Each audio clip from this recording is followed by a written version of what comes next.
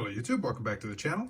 So quick mail day video here, since I've got just one package in, one that I was kind of waiting on, but at the same time we don't expect anything else this week. I do have a couple of other eBay items that are going to go through their international service, so I think that's going to be probably a little while, maybe next week.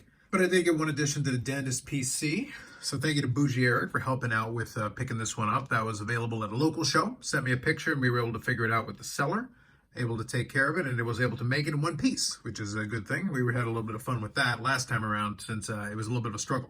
So let me show you some of the other cards based on that, and then we'll show you the one that is a new edition.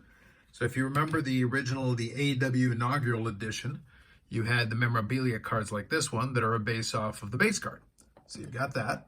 So there's your regular memorabilia one. Then there's your gold memorabilia out of 99. So you've got that. So these two I've had for a little bit.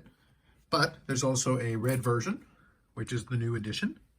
So we got the red version, which is the red memorabilia out of 50. So this one's a matte relic. So you can see there, based on the two black pieces there. And then we got the matte relic here that's in the gray. And this one is an SGC 9, which didn't really add too much value to it for me. It was just a case of wanting to get the card itself. And it is numbered to 50, like I said. And the numbering is included there on the label, which is a good touch.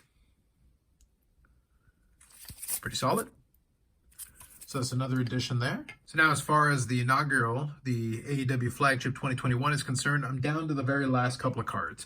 And the last couple are all the autograph versions, not specifically the regular ones. I've got both of the regular ones. I've got the out of 25 for the magazine, but now it's the out of 5 for the magazine, which is a tough one. The out of 5 for the regular version that has this design, and then the out of 25 for this version. So that's the Pyro autograph, and then both Dynamite autographs out of 5.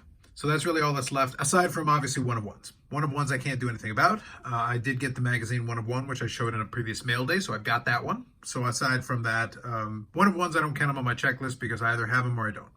But regardless, this is a nice little grouping here. So this group is complete, which is great. And for the most part, I've taken care of a lot of those. One of the ones that I'm waiting on, hopefully, in the next week or two, will be one that will bring me right down to a similar state with Spectrum. So for 2021 Spectrum, I've got most of the cards for that one too. So the PC is looking pretty good. I've got most of the stuff that is out there to grab, other than, like I said, one of ones or really low numbered items. And those ones I have my eye out for, but then there's obviously the pricing considerations, which are a little bit in flux right now. And speaking of that, that is going to be the subject of a video that I'm going to be doing soon. I did do my first wrestling hobby talk, but I'm going to do another video that I'm going to record probably tonight as I'm recording this. It's not going to be a wrestling hobby talk. It's just going to be a general hobby talk, but it's going to be a continuation of a previous video that I made. But we are going to address this topic, and I'm going to show you some interesting examples, and we're going to have a little fun with that. But at the same time, it's also going to bring up the question of what you do when you're talking about a thinly traded market of cards. And how do you even figure out what is a fair price? And that I don't have the answer for you, but I'll bring up some of the considerations and some of the things that I have to kind of try to struggle through. And this is something I talk about with other collectors, and when it comes to a market like this, it's not as simple. Sports cards in some ways is a little bit simpler because there are more cards out there. So you got more things to compare to each other. Some of this, you're just kind of making it up. And performance, you can't even measure the way that you would for sports cards. So that's kind of a lot of the considerations that I want to bring up. And I also saw some interesting examples on Instagram that I think add a little bit of murkiness to this, and I thought it'd be a good discussion topic.